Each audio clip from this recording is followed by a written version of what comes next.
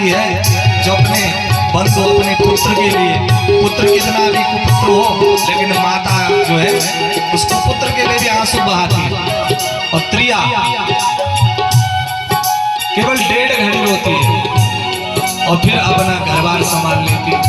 इसलिए संसार में कई आए और कई गए, तुम उसकी चिंता न करो। बड़े बड़े शासक जो है इस धरती को छोड़, इस पृथ्वी को छोड़कर बड़े बड़े महीपति, मान धाता, सगर, बड़े बड़े राजा चले गए। इसलिए आखिर हमारी क्या है। और जिस प्रकार चिड़िया अपना घोंसला बनाती और उसको छोड़ देती, वैसे ही हमारा घर भी है।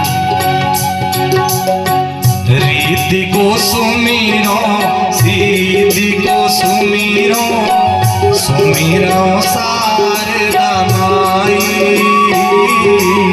रीति को सुमीरो, सीधी को सुमीरो, सुमीरो शारदा माई।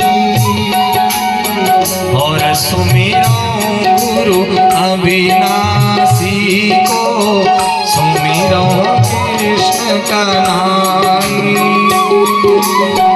और सुमीरो अविनाशी को, सुमीरो कृष्ण कराई।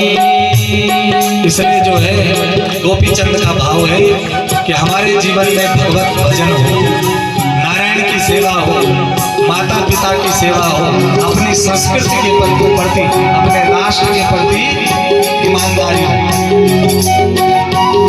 क्योंकि माताओं, जगत में छल कपट द्वंद्व द्वेष लोभ चल सकता है, लेकिन भगवान की सेवा में ये सब दूर है।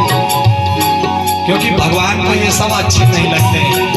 भगवान कहते हैं कि जैसे हमने तुमको भेजा था, बस हमको तो वही चाहिए जो तुम्हारा स्वच्छ मन था, स्वच्छ पवित्र मन था।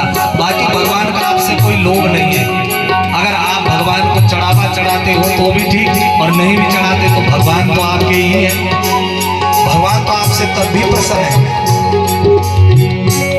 जिसका माखन मीठा होता है गोविंद उसी के घर में जाते हैं। भगवान ये नहीं देखते कि इसके घर में गरीबी है। अगर भगवान ऐसे देखते तो भगवान सुदामा के तांडुल नहीं खाते। अगर भगवान किसी की जाति पर रीझते तो फिर भगवान विदुर के घर नहीं जाते। अगर भगवान किसी के रूप सौंदर्य पर जाते तो भगवान उपजा का उद्धार नहीं करते। अगर भगवान किसी के धन और बल पर जाते तो फिर भगवान जो है दुर्योधन के उस धन को त्याग क्यों करते। इसलिए गोविंद केवल और केवल भक्ति से रिश्ते हैं, भावनाओं से रिश्ते। आपकी भक्ति, भावना, धारणा, ध्यान जब ऐसा हो जाएगा तो फिर जो है भगवत सेवा के नाम, भगवान के निकट सन्निकट